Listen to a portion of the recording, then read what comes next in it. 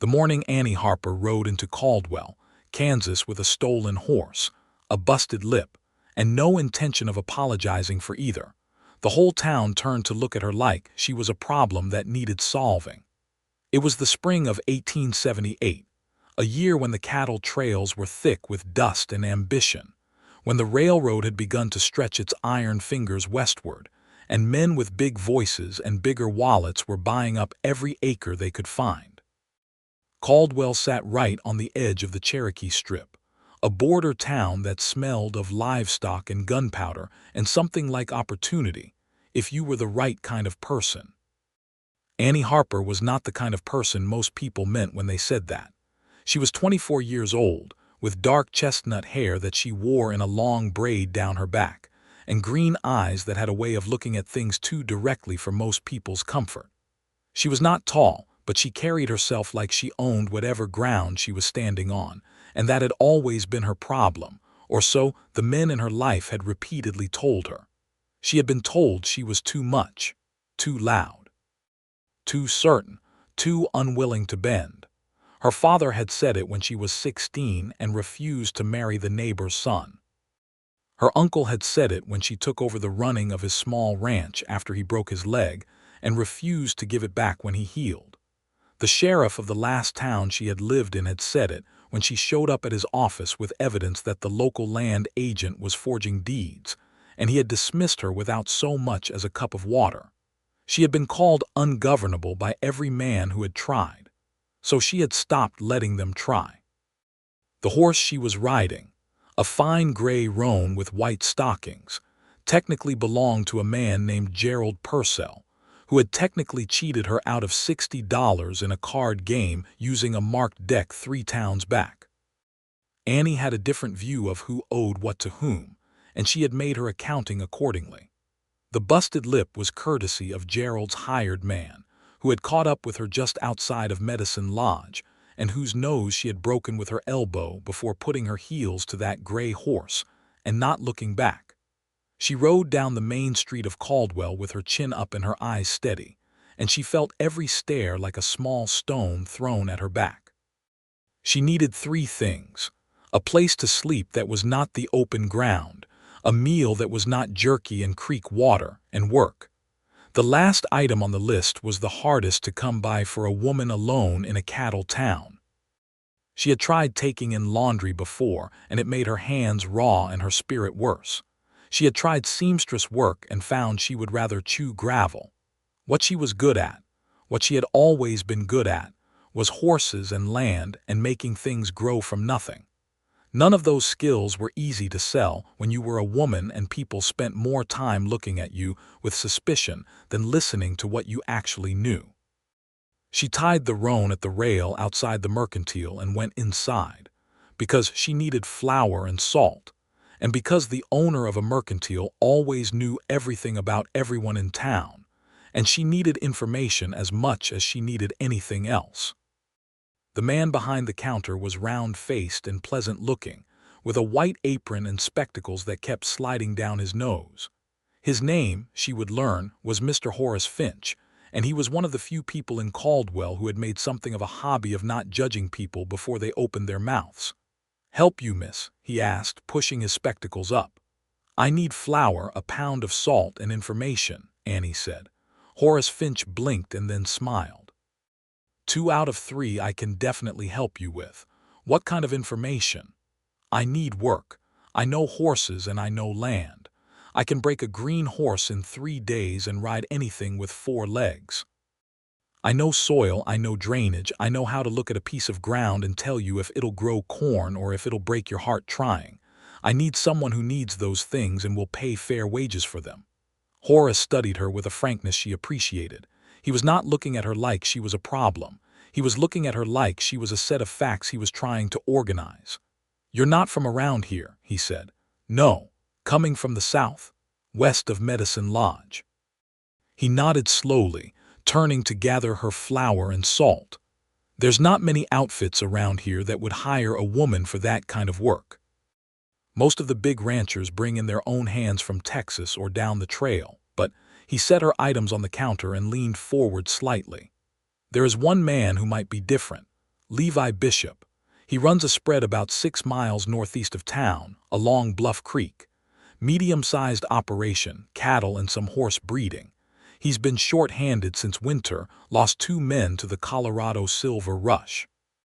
Word is he's been doing most of the work himself and running himself into the ground for it. He won't mind hiring a woman. Horace Finch considered this carefully. He's not the kind of man who cares much about what other people think he should mind, he said finally. He's quiet. Keeps to himself. But he's fair. In 5 years I've been in this town, I've never once heard a man say Levi Bishop cheated him. That was a higher recommendation than most people got, Annie thought. She paid for her supplies, asked for directions, and rode out of Caldwell with the afternoon sun tilting westward and the sound of the town fading behind her. The land north of Caldwell opened up into a wide, rolling country that took her breath a little, even as travel-worn as she was. The prairie grass was still pale with the memory of winter at the roots but greening fast at the tips, and the sky above it was enormous and cloudless, the kind of blue that seemed to go on longer than it had any right to. Bluff Creek ran along a low ridge of sandstone, and she could see the line of cottonwoods and willows that marked it from half a mile away. The Bishop place was not what she had expected, and she realized she had been expecting something sad. A short-handed operation, run by a lone man fighting the land, and the seasons ought to look desperate. Instead, what she found was a well-ordered property that showed all the signs of someone who had been working very hard to keep it from falling apart. The fences were mended, if rough in places. The barn was solid. The corral beside it held 4 horses, and they were well fed and calm, which told her something about the man who cared for them. The house was small but clean, with a porch that faced east toward the creek. There was a kitchen garden on the south side that had been turned but not yet planted, and seeing that, Annie felt something clarify in her chest. She knew what that meant, a man running so hard just to keep the bigger things working that the smaller things were still waiting. She had barely dismounted before he came around the corner of the barn, and she understood at once why Horace Finch had described him as quiet. Levi Bishop looked like a man who had learned that words cost something, and so he spent them carefully. He was tall, somewhere just past 30, with dark hair that had been bleached at the ends by months of working in open sun, and a face that was weathered in the way that spoke of outdoor work rather than hard living. His eyes were a warm brown that caught the afternoon light in a way she was not prepared for. He stopped when he saw her. He did not look suspicious exactly, but he was taking her in with the same careful assessment she used when she looked at a new horse. "Mr. Bishop," she said, because she had decided on the ride out that she would not give him a chance to shape the conversation first. "Yes," he said. "My name is Annie Harper. I was told in town that you're short-handed. I'm looking for work. I break and train horses, I know ranch work, and I know land management. I'm not looking for charity wages. I want fair pay for fair work." He did not speak immediately. He looked at her horse first, which she found she respected, because a man who looked at the horse before he looked at the rider was a man who cared about how animals were treated. "That's a good horse," he said. "Yes," she agreed, because it was. "Where'd you come from?" "Most recently, Medicine Lodge. Before that, a few different places." He was quiet again for a moment. A barn cat appeared from somewhere and wound itself around his boot, and he reached down without looking and scratched its ears. "What kind of land management?" he said. Annie blinked. That was not the question she had expected. Most men asked why she was traveling alone, or whether she had a husband somewhere, or what had happened to her lip, or all 3. "Drainage mostly," she said, pulling herself back to focus. "Soil assessment.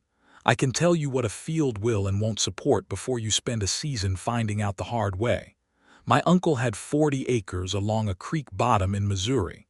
When I took it over, it flooded every spring and took out half his planting. I had it ditched and bermed inside 2 years, and we never lost another crop to flooding." He was listening. Not politely, the way people listened when they were waiting for you to finish so they could say what they had already decided. He was actually listening, and the difference was something she felt in her spine. "I've got a low field along the south end of the creek," he said slowly. "Lost the whole corn planting 2 years running to spring flooding. Been using it for grazing, but it's wasted ground." "I'd want to walk it," Annie said. "All right," he said. He paid her. Not what he might have paid a man, but closer than she had gotten anywhere else. And the shortfall was something she had decided to take up with him in another week, once she had shown him what she was worth. He had a small tack room with a cot in it that he offered for her use, with a straightforwardness that managed to be neither offensive nor overly familiar, and she accepted with the same. She was not sure what she had expected from Levi Bishop, but what she found over the following days surprised her in ways she was not accustomed to being surprised. He worked harder than anyone she had ever seen, but not frantically. There was a patience in the way he worked that was different from stubbornness. He seemed to understand that some things took the time they took, and fought the clock anyway was only to wear yourself out. He rose before the sun, and he did not stop until the light was gone, and he did it all without complaint or ceremony. When he made a mistake, which was not often, he acknowledged it without drama and corrected it. He did not speak much, but when he spoke, it was worth hearing. And he never, not once in those first days, told her what to do. She was used to that being the first thing. Men who hired her, even the ones who were not bad men, had a way of needing to establish the order of things quickly, of making sure she understood who was in charge and what her place was. She was used to bracing for it. She kept waiting for it with Levi, and it did not come. On the third day, she was working with a young bay gelding that he had bought the previous fall and never quite managed to settle. The horse was not mean, just nervous and too smart for the rough and ready approach some hands used. She had spent 2 days just letting him get used to her presence, moving slow, letting him make the choices, and on the third day she saddled him for the first time without a fight and rode him in a quiet circle around the corral. Levi was mending a section of fence at the far side of the corral and had been watching, she knew, though he had not said anything. When she came around the circle and drew the horse up near him, he set down his tools and rested his arms on the top rail. "He looks different," Levi said. "He's the same horse," she said. "He just needed someone to stop pushing at him and start listening to him." Something shifted in Levi's expression at that, something quiet and brief that she could not name but that she felt the weight of. "Most people don't have patience for that," he said. "Most people are in too much of a hurry," she said, and swung down from the saddle. Over that first week, Annie also walked the flooded field he had mentioned, spending 2 mornings on it, pacing its length and width, crouching to feel the soil, reading the slope and the drainage patterns with the close attention she had learned from watching the land and from her own hard experience. She came to Levi on the 7th day with a proposal. "Your problem is that the creek bends south about 100 yards upstream from that field," she told him, finding him in the barn at the end of the day. "When you get high water in spring, it comes around that bend and backs up against the low end of your field before the creek can move it through. You need a proper drainage ditch along the north side of the field, running east to where the land drops off. It'll give the water somewhere to go before it pools. And you need a low earthen berm along the south end, just 1.5 feet, 2 feet high, to redirect the early flow." He listened to all of this with his full attention, which she had already come to understand was simply how he listened. "How long would it take?" he said. "With 2 of us and the right tools, 3 weeks for the ditch.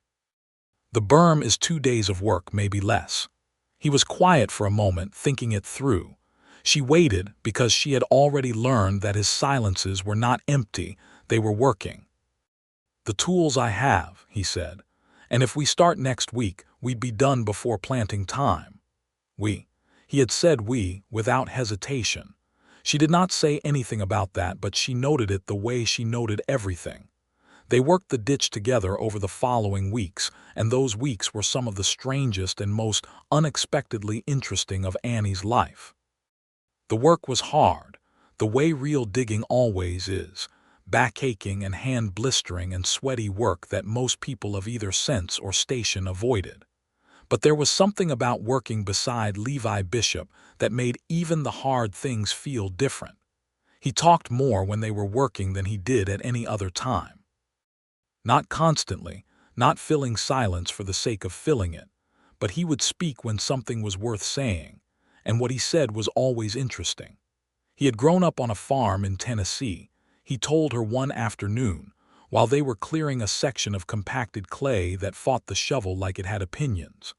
He had come west 6 years ago with his older brother, who had died of typhoid the second winter out before they ever got the place properly established.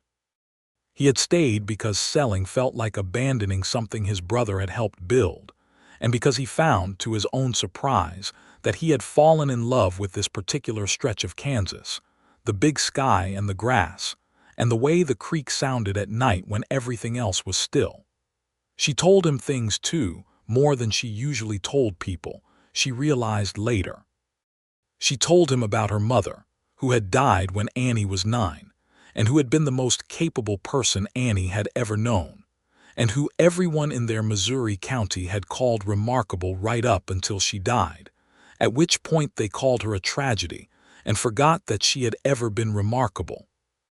She told him about the uncle whose ranch she had saved, and who had then tried to marry her off to a cattle buyer from St. Louis as a way of getting her out from under his feet. She told him about Gerald Purcell and the marked deck, though she left out the part about the horse being currently living in Levi's corral, because she was not yet sure how to explain that particular arithmetic. She told him she had been called ungovernable. She said it the way she always said it, with a kind of flat armor around it, the way you said a word so many times it lost its teeth. Levi paused in his digging and looked at her across the width of the half-finished ditch. "I haven't come to govern you," he said. His voice was quiet and even and entirely serious. "I came to know you." She stood there with a shovel in her hands and the prairie wind pulling at her braid, and she felt something shift inside her chest that had not moved in a very long time. She did not know what to do with it, so she turned back to her digging and he turned back to his, and neither of them said anything more for a while. But the quiet between them was different after that. Warmer. Like sunlight coming through a window instead of just landing on the wall. The ditch was finished in the 3rd week of April, and the berm 2 days after that, just as Levi had hoped. The spring flooding came on a Tuesday night in a hard, cold rain that drummed on the tack-room roof and woke Annie from sleep. She lay on her cot and listened to it and felt, for the first time in years, something that might have been peace about a spring storm, because she knew the water had somewhere to go. In the morning, she pulled on her boots and her coat and went out in the early gray light to look at the field. Levi was already there, standing at the top of the berm, watching the drainage ditch carry a good clean current of water east and away from the field. The field itself was wet but not drowned, standing water in low spots but nothing that would not clear in a day of sun. He heard her come up behind him and turned, and there was something on his face that she had not seen there before. It was not exactly happiness, though it was related to it. It was something quieter, something like relief mixed with wonder. "It worked," he said. "I know," she said, but she was smiling when she said it, which took the edge off. He looked at her then with a directness that she felt all the way down. "Thank you," he said. "You paid me," she said. "Not for that," he said. "For that." And he said nothing more, which meant she had to figure out what he meant herself, and she spent the better part of the morning doing exactly that. The days grew longer and warmer as April eased into May, and Annie found, with a growing sense of something that was partly alarm and partly a feeling she could not quite bring herself to name yet, that she was not thinking about leaving. She had always thought about leaving. It was her natural state. She moved through places the way a river moved through land, finding the path of least resistance, never stopping long enough to be changed by the topography. She had believed that about herself so thoroughly, and for so long that she had stopped questioning whether it was true or whether it was just a story she told herself to explain all the time she had been forced to move on. But here she was, on a piece of ground 6 miles outside of Caldwell, Kansas, and she was not thinking about leaving. She was thinking about Levi Bishop, which was a different kind of problem entirely. She thought about him more than she wanted to admit. About the way he moved through his day with that unhurried competence. About the sound of his voice in the evening when they sat on the porch after supper. And he sometimes read aloud from the newspaper, or from one of the handful of books he kept on a shelf by the window. About the way he had looked at her when she came in from the rain one afternoon with mud halfway up her boots, and said, without a trace of irony, that she looked like she had been winning. She thought about all of it, and then she thought about all the reasons it was a foolish thing to think about, and those reasons were numerous and solid. She was his hired hand. She was a woman with a complicated recent history and a horse in his corral that she had not yet fully explained. She did not stay places. She did not do well with permanence. She had been told so many times that she was too much, too difficult, too unwilling to be what someone needed her to be, that she had built a whole identity around agreeing with them, had shaped herself into something deliberately impermanent so that when she left or was left, it was simply the nature of things. She was working through all of this one afternoon in the second week of May, when the nature of things became complicated by the arrival of Gerald Purcell. She was in the corral with the gray roan when she heard horses on the road, and looked up and felt her stomach drop straight to the Kansas earth. Gerald Purcell was a wide man with small eyes and a red neck, and the absolute unshakable conviction that whatever he wanted was his by right of wanting it. He rode with two other men, and he pulled up at the fence of the corral, with the particular kind of satisfaction that mean people get when they have finally caught up with something. "There she is," he said, to no one in particular, "and there's my horse." Annie set down the curry comb she had been using and turned to face him with her hands at her sides and her chin level. "The horse is compensation for the $60 you stole from me with a marked deck," she said. "That's a real creative way of saying horse theft," Gerald said. He looked past her toward the house. "Whose place is this?" "Mine," said Levi's voice from behind her. She had not heard him come out of the barn, but there he was, standing at the corral fence 3 feet to her left. He was not holding anything, not reaching for anything, not doing anything except standing there with that same quality of unhurried attention he brought to everything. But there was something in the way he stood, some quality of absolute steadiness, that the horses in the corral responded to and that Gerald Purcell's own horse seemed to feel, shifting uneasily beneath him. "You the man that hired this woman?" Gerald demanded. "I am," Levi said. "Then you should know you've got stolen property on your land," Gerald said. "That roan belongs to me, and she's going to come back to Medicine Lodge and answer for what she did." Levi looked at Gerald Purcell for a long, quiet moment. Then he looked at Annie. "Did he cheat you at cards?" he asked her in the same tone he might use to ask about the weather. "With a marked deck," she said. He nodded once. Then he looked back at Gerald. "Seems like there's a matter of $60 that was owed before any horse changed hands," he said.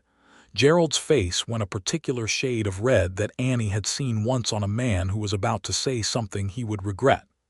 "That is none of your business," he said. "It is if you're on my land calling my hired hand a thief," Levi said, still with that absolute evenness. He reached into his coat pocket and took out his wallet and counted out 3 $20 bills, which he held up between 2 fingers. $60, he said. "That's the debt paid. The horse was compensation for the debt. I'd say that makes it a fair trade. You can take the money and ride back to Medicine Lodge, or you can leave it and ride back to Medicine Lodge. Either way, I think we're done here." Gerald stared at the money and at Levi and at Annie and back at the money. The man to his left, the one whose nose Annie had broken, was looking at his employer for a signal that did not come. The third man was looking at the horses and at the prairie and at the sky, clearly willing to be anywhere else. Gerald took the money.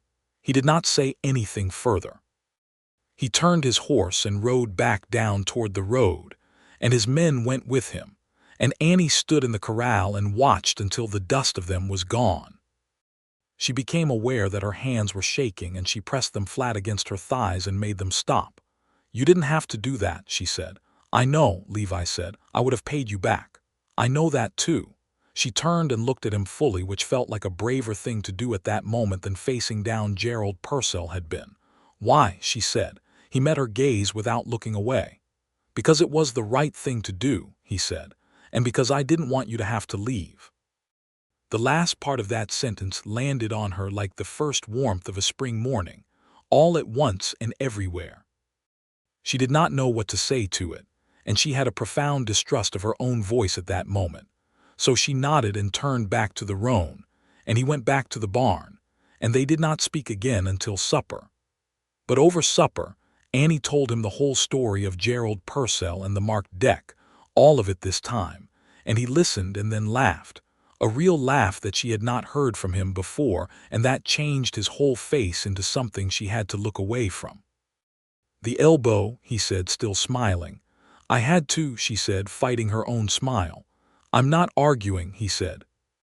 After that evening, something between them was different in the way that a room is different after you open the windows. Nothing had changed exactly, and everything had changed. They talked more at supper, not always about practical things, though there was always plenty of those to discuss. They talked about books.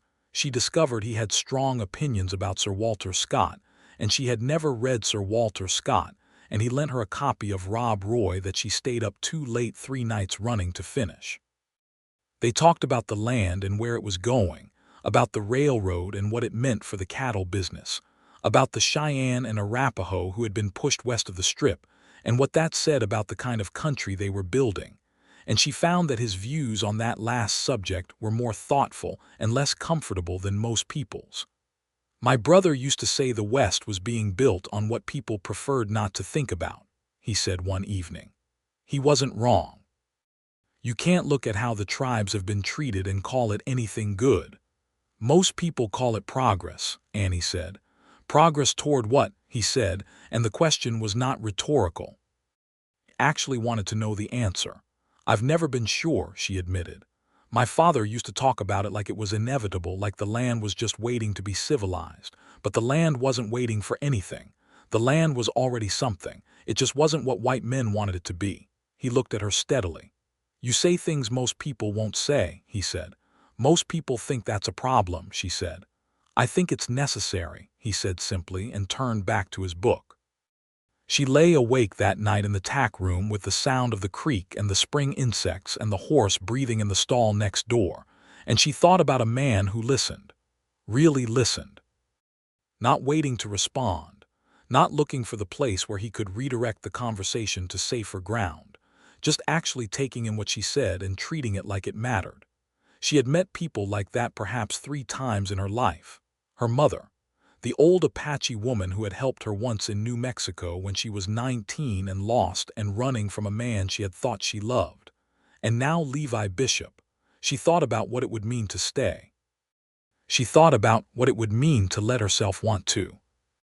The second week of June brought a problem that neither of them had been expecting in the form of a man named Dale Cutter, who was the land agent for a Philadelphia investment company that had recently taken an interest in buying up cattle land along the Strip. Dale Cutter was polished in the way that is actually just a kind of varnish over something meaner, with a ready smile and a firm handshake and papers that looked very official and a persistence that wore on you like weather. He had called on Levi twice before Annie arrived at the ranch, she learned, and both times Levi had declined to sell. Now Dale Cutter came a third time, and this time he brought with him a document that he claimed showed a prior lien on the water rights along Bluff Creek, which, if valid, would affect Levi's ability to use the creek for his cattle and would make the land considerably less valuable. Annie happened to be on the porch when Cutter rode up, and she read the document over Levi's shoulder while Cutter explained it in his smooth, practiced voice, and she felt the particular cold clarity she always felt when she recognized that someone was lying to her. "This lien is dated 1873, she said, not to Cutter but to Levi. The water rights statute in Kansas Territory wasn't codified until 1874. This document references Article 7 of that statute, which didn't exist when this was supposed to have been signed. The silence that followed this was extremely satisfying. Dale Cutter's smile did not fall exactly, it adjusted. "I'm not sure where you're getting that information," he said. "From having read the statutes," Annie said, "which I did in the Caldwell Town Records office last month when I was looking into drainage easements. The document is fraudulent." Cutter looked at Levi.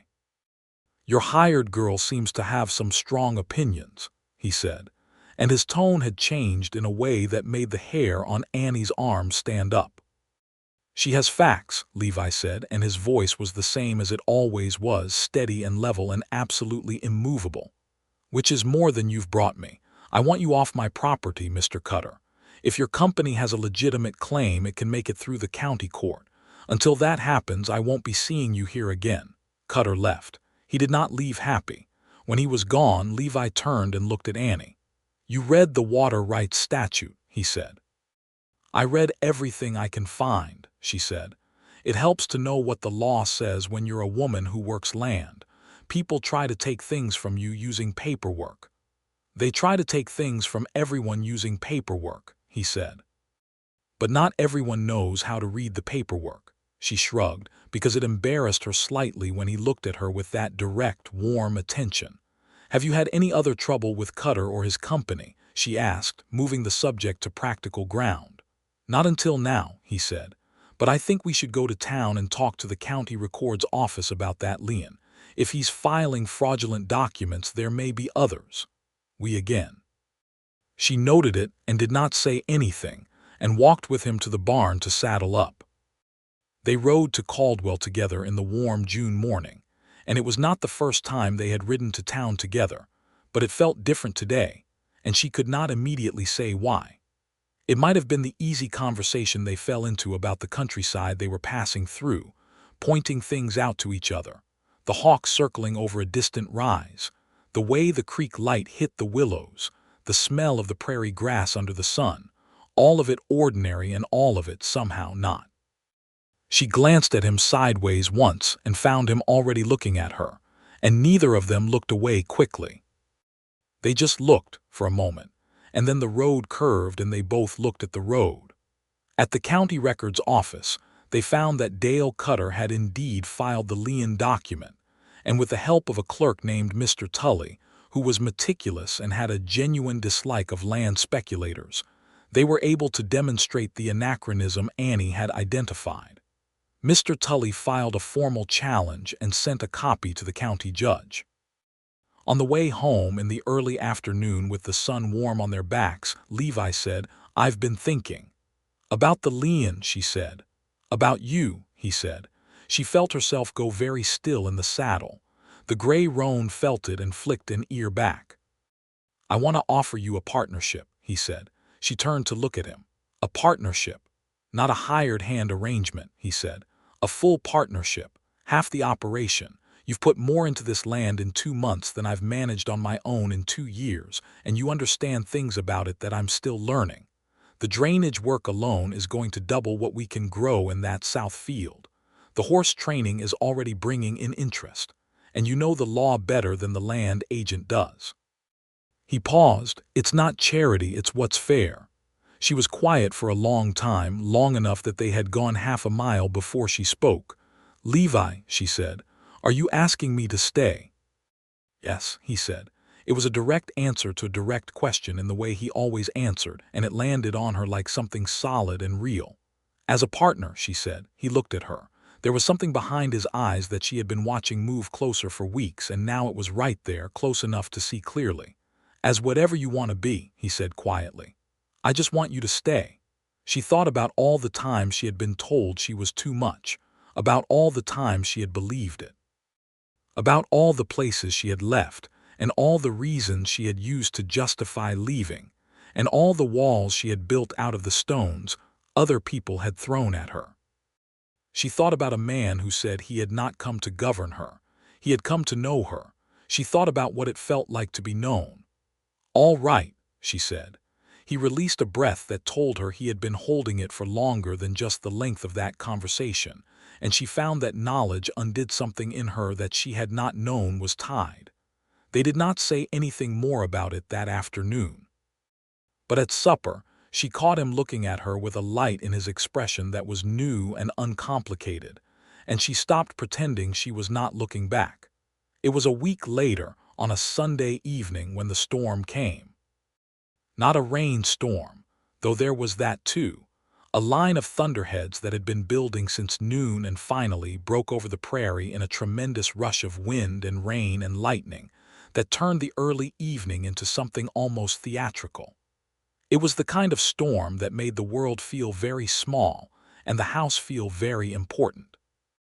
They had gotten the horses into the barn just ahead of it, working together in the rising wind, moving fast and easy, and without needing to say much, because they had by now developed the kind of working fluency that comes from weeks of shared labor and mutual attention. By the time the rain hit, they were inside and the horses were settled and the barn door was latched, and they stood together in the warm yellow lamplight with the storm raging against the walls and the sound of it enormous and close. And Annie realized that she was not afraid of the storm, and she was not afraid of the dark, and she was not afraid of the future in the way she had spent years being afraid of it. And the thing that had changed was standing 3 feet away from her, brushing rain off his hat.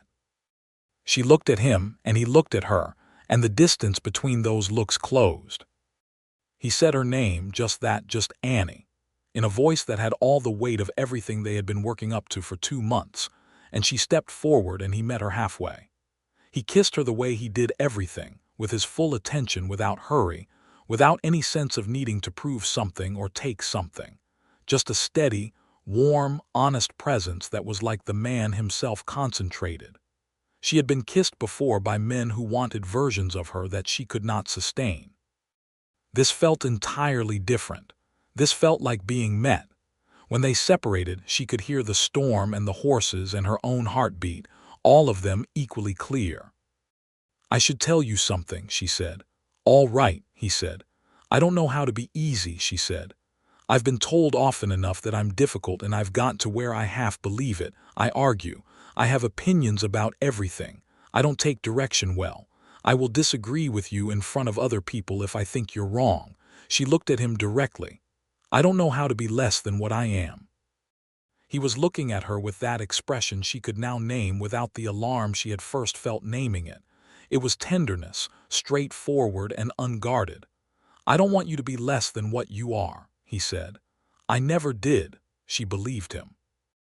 Outside, the storm broke the last of its fury over the Kansas prairie and began to ease, the rain becoming a steady fall rather than a violence, and the thunder retreating east, and the horses in their stalls settling into their night sounds. She stayed in the barn with him while the storm finished, sitting side by side on a hay bale with a lamp between them, talking until the rain became a whisper and then a silence, and the only sound was the creek running full and clean through the summer night. In the weeks and months that followed, things on the Bishop Ranch changed in ways that were visible and ways that were not. The south field was planted in corn and came up strong in the long summer sun, the drainage working exactly as Annie had predicted, not a row lost to flooding. The bay gelding she had trained attracted the attention of a rancher from Wichita who came out to see him and ended up buying him for a fair price and commissioning the training of 2 more, which gave the operation a second income stream that Levi had not had before. The fraudulent lien was formally dismissed by the county judge in July, and Dale Cutter's company, finding the legal ground unstable, turned its attention to properties further west. It was a victory that felt clean and earned. Annie and Levi did not rush the other thing. They were both people who had learned that the best things were worth taking carefully, and the knowledge between them felt too important to hurry. But it grew the way the corn grew, steadily and in the direction of the sun, and by late summer it was something neither of them tried to pretend was not there. One evening in August, when the heat of the day had finally relented, and the air smelled of dry grass and creek water, and the sky to the west was an extraordinary arrangement of pink and gold, Levi came and found her in the kitchen garden, where she was harvesting the beans that had come in better than either of them expected. He stood at the garden gate with his hat in his hands, which was not his usual posture, and she looked up and read his expression and felt something warm and anticipatory rise in her chest. "Annie," he said. "You're going to say something important," she observed, putting down the bean basket. "Yes," he said. "I am." He came through the gate and stood in the evening light with the bean rows between them and his hat still in his hands and his brown eyes very steady. "I love you," he said. "I think I have for a while, and I thought you should know it." She had braced herself for many things in her life. She had braced herself for dismissal and for criticism, and for being told she was not enough or was too much or was the wrong shape for whatever container someone wanted to put her in. She had not, for many years, braced herself for kindness, because she had learned not to expect it. She walked through the bean rows to him and put her hand on his chest, over his heart, and felt it beating. "I love you too," she said, and the words came out clear and steady, and without the armor she had grown so accustomed to wearing, and the absence of the armor felt like the most frightening and most freeing thing she had done in years. He covered her hand with his own. The stars came out over the Kansas prairie one by one while they stood in the kitchen garden in the warm August dark, and it was perfect in the way that real things are perfect, imperfectly, with bean vines and a battered hat, and a woman who had spent half her life running and a man who had waited for her without knowing he was waiting, and neither of them was afraid. He asked her to marry him in October, on a Sunday, sitting on the porch with the last of the autumn color still in the cottonwoods by the creek. He did not make a production of it. He turned to her with his coffee cup in his hands and said, "I'd like you to be my wife, if you'll have me." And she looked at the cottonwoods and the creek and the land she had helped make more productive, and the man who had never once tried to make her smaller, and she said, "Yes, I will have you." They were married in Caldwell in November, in a simple ceremony at the small church that had been built 2 years prior, with Horace Finch and his wife as witnesses, and Mr. Tully the clerk, who had become something of an ally, and 3 or 4 of the neighboring ranchers who had come to know Levi as a reliable man and had come, somewhat more cautiously, to know Annie as a woman who knew more about land and law than most people gave her credit for. The minister was a young man named Reverend Cole who asked them both, as was the custom, if they took the other freely and without reservation, and when he asked Annie, she said yes with a clarity that apparently impressed several of the women in the back pew, because she heard one of them whisper that the Harper woman had said yes like she meant it, and the tone in which this was reported was one of approval. She did mean it. She meant it entirely. The winter of 1878 going into 1879 was cold and hard, as Kansas winters tended to be, but the ranch weathered it well. They had put enough by in the good summer and fall to carry them through without strain, and the horse training work continued to bring in steady income, even when the fields were frozen. They spent the long evenings by the fire with their books and their conversation, learning each other's rhythms in the particular way that comes from shared domestic space, the specific negotiations of habit and preference and privacy that make up the daily texture of a shared life. Annie discovered that Levi made very good biscuits and that he was unreasonably cheerful about this, and she found it endearing even as she pretended to find it ridiculous. He discovered that she had a habit of reorganizing things when she was thinking through a problem, and that this meant sometimes he would come inside to find the furniture slightly rearranged or the kitchen entirely reorganized, and he developed a placid acceptance of this that she found both amusing and touching. They disagreed, as she had promised they would, about the price they should ask for the trained horses, about the best way to approach the spring planting, about a proposal from a cattle drive consortium to use their land as a staging ground. Annie was in favor of the consortium arrangement. Levi had reservations about the additional traffic and the potential damage to the drainage work. They argued about it for 3 evenings running, both of them honest and direct and neither of them cruel, and they compromised on a limited agreement with specific terms Annie wrote up herself that protected the drainage infrastructure. The consortium agreed, and the arrangement proved profitable. She realized one evening in January while he was reading, and she was mending a bridle by the fire, had a disagreement with a man that ended in a genuine solution rather than in someone winning and someone losing. She had not known that was possible. She sat with that knowledge for a while, quiet inside it. In February, she found out she was pregnant. She sat with that knowledge too for a day before she told him. Not because she was uncertain about telling him, but because she wanted to be certain about herself first, about how she felt, about what it meant. She had thought before about children in the abstract way she had thought about permanent things, carefully and from a distance. She had not thought she would have them or that she would want them, which was not quite the same thing. What she found, sitting with it for a day, was that she was not afraid. She told him that evening. He put down his book and looked at her and said nothing for a moment, and then his face did the thing she loved best. It opened up from its usual careful steadiness into something uncomplicated and bright. "Are you all right?" he said. "Yes," she said. "I'm very all right." He crossed the room and put his arms around her and held her with the same quality of attention he brought to everything important, which was total. "A baby," he said into her hair. "A baby," she confirmed. The spring of 1879 was the best Annie had ever seen. The cornfield that she had worked to save from flooding went in early and came up thick and strong, and the kitchen garden was already showing the benefits of the composting system she had set up the previous fall. The horses were in good condition after the winter. 3 new mares that Levi had bought in March were already responding to her patient training, and a rancher from down near the strip had inquired about buying 2 of them once they were finished. Her pregnancy announced itself to the outside world in April, and the reaction in Caldwell was a study in small-town social dynamics. Most people were warm and wished them well. A handful of women from the church began appearing with casseroles and advice that Annie mostly nodded through while making her own decisions about everything. One older man who was a friend of Levi's father's generation pulled Levi aside at the mercantile and told him she was going to be trouble in confinement. She seemed like the type. Levi thanked him politely and came home and told Annie the whole story, and she laughed until she had to sit down.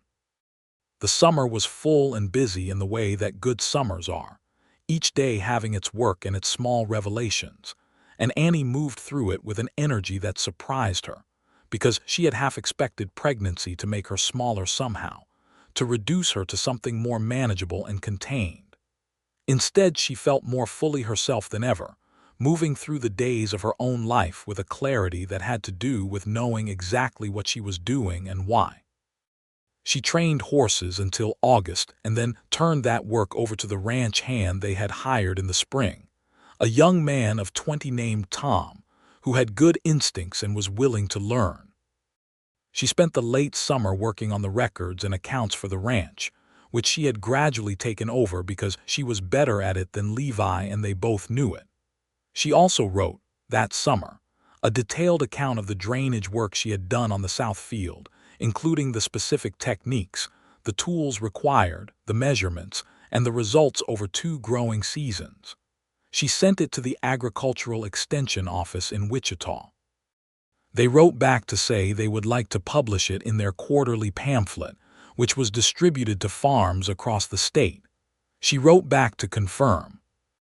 Levi read the letter and said it was one of the best pieces of news he had heard all year, and he said it in a way that meant it. Their son was born in September 1879, on a Tuesday morning after a labor that was hard and long, and which Annie navigated with the same stubborn competence she brought to everything. He was a healthy boy with his father's dark hair and his mother's green eyes, and when Levi first held him, standing in the bedroom with the September sun coming through the curtains, Annie watched his face do the thing she would never quite get used to, that complete opening, that unguarded brightness. "What do we call him?" he asked. "I've been thinking James," she said. "James Bishop, for your brother." He looked at her over the baby's head, and she saw the thing that passed across his face, and she held the space of it quietly. "James Bishop," he said. "Yes." They called him James, and he was, from his first days, possessed of a personality that seemed to occupy more space than his small body could contain. He was vocal and curious and easily delighted and prone to strong opinions about everything, and Annie watched this with a particular private satisfaction. Levi said, one evening when James was about 4 months old, and expressing a very loud disagreement with the idea of being put to bed, that he believed the boy had his mother's temperament. Annie said she considered that a compliment. "So do I," Levi said, and he meant it. The winter of 1879 into 1880 was gentler than the last one, and the ranch settled into its rhythms with James as the newest note in the music of the place, imperious and delightful, sleeping in a cradle that Levi had built himself, and that was, Annie had to admit, extremely well made. That spring, with James beginning to pull himself upright on the furniture and have conversations with anyone who would listen using a language only he understood, Annie went back to the horses. Not the training work exactly, though she did some of that, but something larger she had been thinking about through the winter months. She wanted to breed horses specifically suited for the work of the grassland country, horses with the stamina for long cattle drives and the temperament to work cattle, horses built for this specific landscape. She had been watching the bloodlines of the horses Levi bought in training, and saw the patterns in which combinations worked and which did not. She put the idea to Levi over supper one March evening, James asleep in his cradle by the fire. "A breeding program," she said. "Not large scale, not like the big Kentucky operations, but selective. Maybe 20 mares to start, with 2 stallions we choose specifically. 3 or 4 quality animals a year. If we can establish a reputation for consistency over 5 years, we can sell those horses for twice what we get now." He listened to all of it with his usual careful attention. Then he said, "Show me on paper what it would cost to start." She had already done the figures. She took the notebook from the shelf and laid it open in front of him. He studied it for a long time, and she watched him think. "Yes," he said, "let's do it." The spring and summer of 1880 was busy in ways that were exciting rather than exhausting, which is the best kind of busy. They acquired 3 of the mares through an arrangement with a rancher who was consolidating his operation and needed to sell, and 1 of the stallions from a breeder in Wichita who came out to the ranch specifically to meet Annie after reading her drainage pamphlet, and who ended up selling them a horse at a generous price because, he said, a woman who understood both land science and horseflesh was exactly the kind of person he wanted raising his stock's offspring. Tom, the young ranch hand they had hired the previous spring, proved so capable and so genuinely interested in the work that they made his position permanent and gave him a small wage increase and a room of his own in the bunkhouse addition they built onto the barn's east side. He was good with James, who had begun walking and had developed a fascination with the horses that was both charming and somewhat alarming given his lack of fear. Horace Finch and his wife Mabel had become genuine friends over the course of these years, and they came out to the ranch for Sunday dinners regularly. And in town, Annie found that her standing had shifted in ways that she had not sought but that she noticed. People in Caldwell had come to know her not as the strange woman at the Bishop place who had ridden in on a questionable horse, but as Annie Bishop, who knew land and law and horses, and who had published a pamphlet about drainage that had been mentioned in the Wichita newspaper. The standing was earned, and so she wore it without embarrassment. There were still people who found her too direct or too certain or too unwilling to soften her opinions for social comfort. She remained at peace with this. She had learned, through these years and through Levi and through the daily practice of being fully herself without apology, that what some people called ungovernable was simply the refusal to be diminished, and that was not a character flaw. It was a fact about her, like the color of her eyes. In the fall of 1880, Dale Cutter made one final attempt. He came back to Caldwell, not in person this time, but through a lawyer who sent a letter claiming that the original lien dismissal had been procedurally flawed and requesting a new hearing. Annie read the letter twice, recognized immediately that the procedural argument was weak, and spent 2 evenings writing a response that was precise and thorough, and cited the relevant statutes correctly. She filed it with the county court herself and sent a copy to the state land office in Topeka. The claim was dismissed within a month. She heard no more from Cutter or his company. She told Levi about the dismissal over supper, and he said, "I'm sorry you had to spend your time on that," in a way that was sincere and that knew the difference between thanking her for handling something and expecting her to handle things. "I didn't mind," she said. "I find I quite enjoy the law." He looked at her steadily. "Have you ever thought about studying it formally?" he asked. She blinked. "Women don't," she began. "The Iowa Law School admitted women in 1870, he said. 10 years ago, there are women lawyers in this country. I read about one last month in the Tribune." She stared at him. He was entirely serious. "We couldn't leave the ranch," she said. "Not now," he agreed. "But in 5 years, 7, James will be in school. Tom is near capable of running the day-to-day. The operation will be stable." He met her eyes. "I'm not saying you must. I'm saying you could if you wanted to." She sat with that for a long time. "You would be all right," she said slowly, "if I were not here all the time." "I would rather have you here," he said directly, "but I want you to have what you want. Those are both true at the same time." This was, she thought, the most extraordinary thing about loving him. He held both things at once and did not make her choose. She did not decide that evening. She thought about it over the following weeks, turned it over in her mind, let it sit beside the other facts of her life and see how it fit. What she concluded, eventually, was that she did not want to leave Kansas, and she did not want to leave the ranch, and she did not want to be apart from him or from James. But she did want to understand the law more formally, and she began to write away for materials, for books, for the published case decisions that were available to those willing to seek them. She became a student of it in the way she had been a student of land and horses, by sustained attention and genuine interest, and Levi supported this as he supported everything she did, with complete seriousness. By the time 1881 arrived, she could hold her own in a legal argument with most of the trained lawyers she encountered in Caldwell's courthouse, which was not many, but was enough to make the county judge look at her across the room once with an expression that was partly amusement and partly respect. Their second child came in the spring of 1882, a girl they named Clara, after Annie's mother.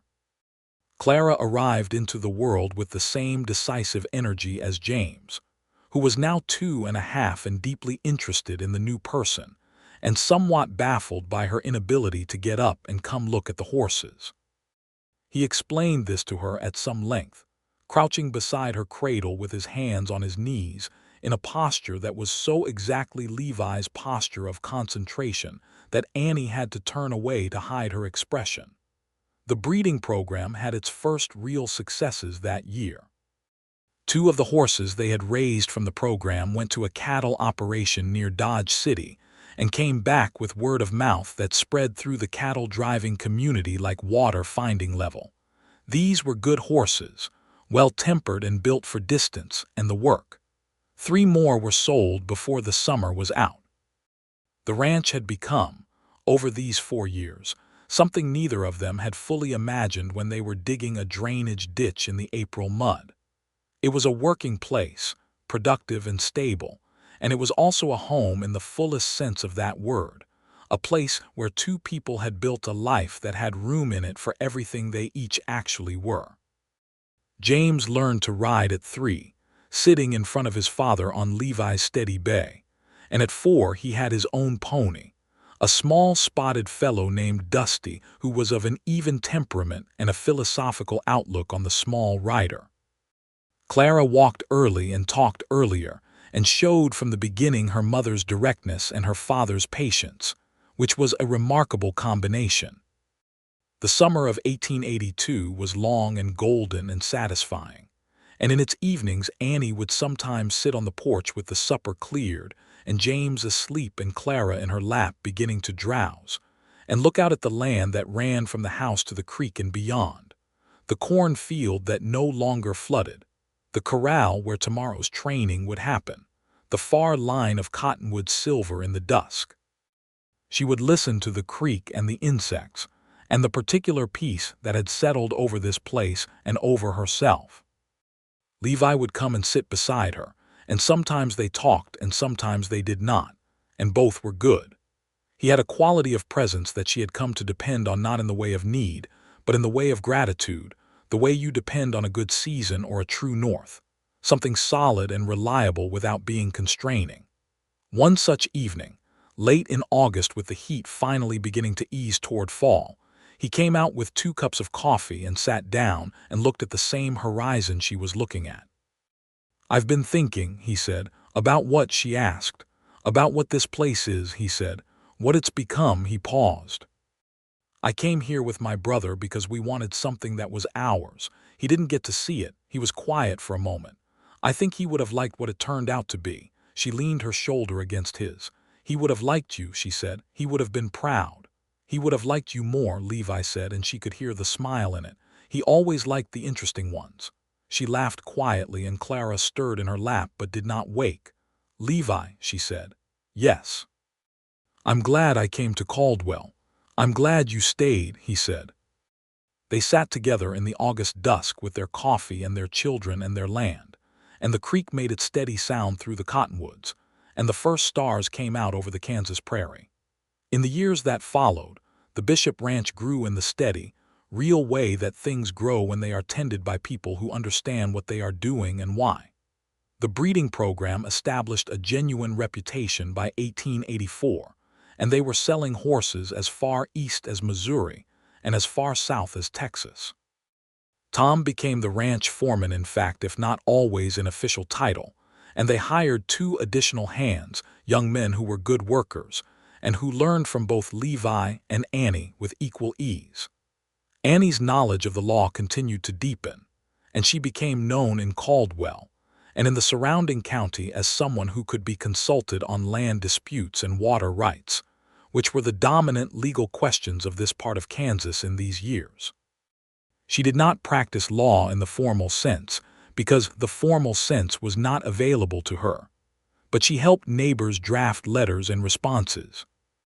She sat beside a rancher's wife at the county courthouse when that woman's water rights were challenged by a railroad subsidiary and walked her through the relevant precedents. She wrote 2 more pamphlets for the agricultural extension, one on soil management and one on drought-resistant planting, and both were circulated as widely as the first. She was not the same woman who had ridden into Caldwell in the spring of 1878 with a busted lip and a stolen horse, and no intention of apologizing for either. She was more, and she knew it, not because she had become something different, but because she had been allowed to become more fully what she had always been. James at 6 was everything his promise had suggested, curious and kind, and possessed of his mother's directness, and his father's patience in a combination that already made the schoolteacher in Caldwell say she had never had a student who listened so carefully and then had so much to say. Clara at 4 was a force of nature with good manners and an intense personal relationship with every animal on the ranch. On a Sunday afternoon in the fall of 1884, with the harvest in and the corn stored and the season turning toward its rest, Annie sat on the porch with a cup of tea and a book and watched Levi walk James through the process of mending a section of fence, the father's large hands guiding the small ones, explaining each step in that patient, unhurried way that was so entirely himself.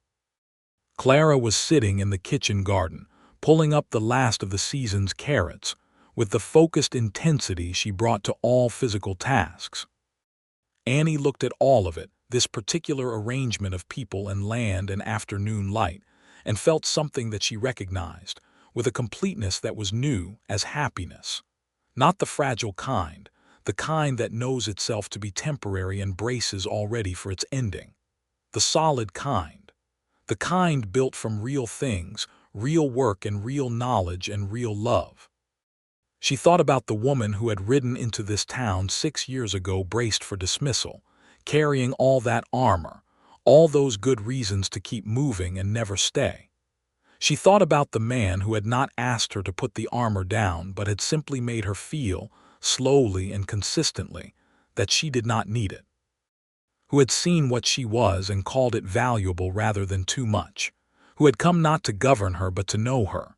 She had been called ungovernable, and she supposed she still was, if you meant by that word a refusal to be less than what you were, a refusal to fold yourself into whatever shape someone else needed you to occupy. She was still that. She would always be that. But she was also this: a woman sitting on a porch in the Kansas afternoon, with good work behind her and good work ahead, and a man walking toward her across the yard now, having finished with the fence, with James running ahead of him toward the garden to see what Clara had found. Levi came up the porch steps and sat down beside her in his usual chair, and he looked the way he looked at the end of a good day, worn and content at home inside his own life. "How's the book?" he said. "Good," she said. "Legal theory, riveting," he smiled. "Of course it is." She turned and looked at him with the directness she had never learned to moderate and had stopped wanting to. "I love you," she said. He looked back at her with the same unhurried, full attention he had given her from the beginning. "I love you," he said. "I have from the moment you told Horace Finch you needed flour and information," she laughed. "You heard about that." "Horace told me," he said. "He said there was a woman who knew what she needed and wasn't afraid to ask for it. He said I should hire her." He paused. He was right. He was, she agreed. The afternoon settled around them. From the garden came the sound of James explaining something to Clara in great detail, and Clara's response, which was briefer and apparently conclusive because James was quiet after it. The creek murmured along its banks through the cottonwoods. The horses moved in the corral, with the slow, peaceful attention of animals that were well kept and knew it. This was the life Annie Harper had made, not without effort and not without loss, and not without the long work of becoming someone who could receive good things without waiting for them to be taken away. It was not a small life. It was exactly the size of everything she was and had ever been, which was large. And it was hers, not because anyone had given it to her, but because she had stayed. The years continued to do what years do, moving through their seasons with the steady indifference of time and the equally steady kindness of things well tended.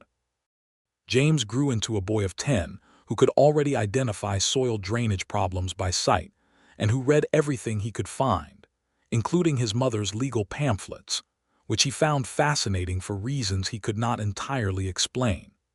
Clara at 8 had developed into a rider of exceptional natural ability and a negotiator of terrifying competence who managed the ranch's 2 dogs, 3 cats, and assorted chickens with the calm authority of someone born to manage things. A third child came in 1886, another boy they named Samuel, who arrived with a quiet, observant temperament that was its own category entirely, watching the world from his earliest days with dark eyes that missed nothing and a disposition so even that James once said his little brother was the most relaxed person he had ever met. Annie thought Samuel might be the most purely happy person she had ever known, and she found this deeply satisfying, as if the world had done something right by producing him. By the late 1880s, Caldwell had changed with the decade, as border towns did. The great cattle drives were winding down, the railroads having pushed farther south so that the long drives north were less necessary. The town itself was quieter than it had been in the peak years, more settled, more oriented toward the farming community, and less toward the transient cattle economy. Some people mourned this change.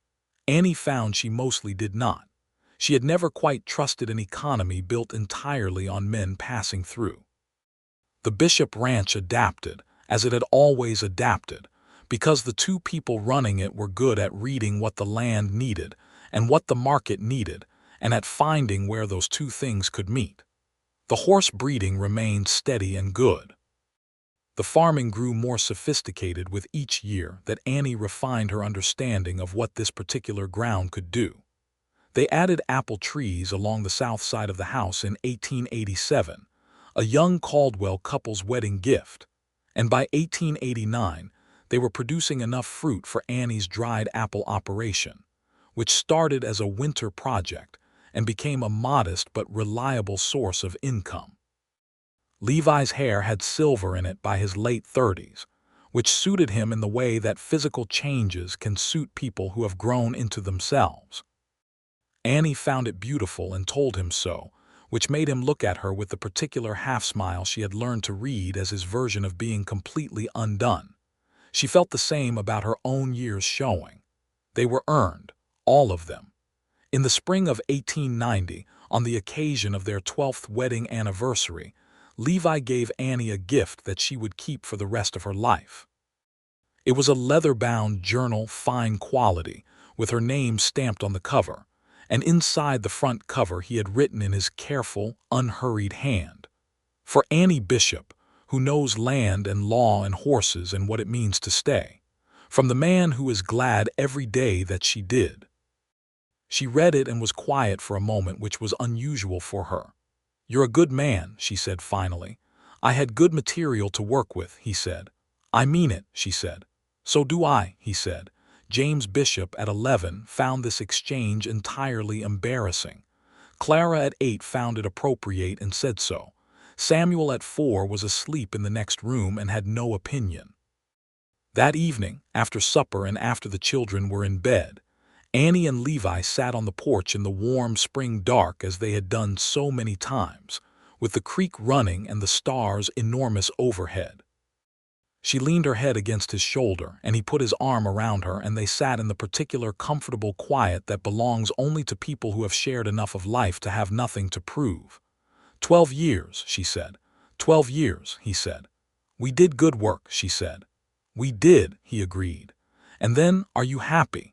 She thought about the question seriously, as she thought about everything, turning it over, giving it its due weight. She thought about the woman she had been at 24, moving through the world with her armor on and her chin up and her deep certainty that she was too much for anyone to want to keep around. She thought about the girl before that and the mother she had lost and all the miles between then and now. "Yes," she said, "I am genuinely, completely happy." He pressed his lips to her hair. "Good," he said. "So am I." The Kansas night settled over the prairie in its ancient, enormous way, indifferent to human happiness and containing it at the same time, the way all great natural things contain the small specific things that live inside them. The creek sounded in the cottonwoods. The horses were quiet in the barn. Inside the house, 3 children slept in the full, unguarded way of children who have never had reason to sleep otherwise. And on the porch in the dark, 2 people sat together in the exact life they had made, with all of its real and complicated and beautiful specific weight, and were at peace.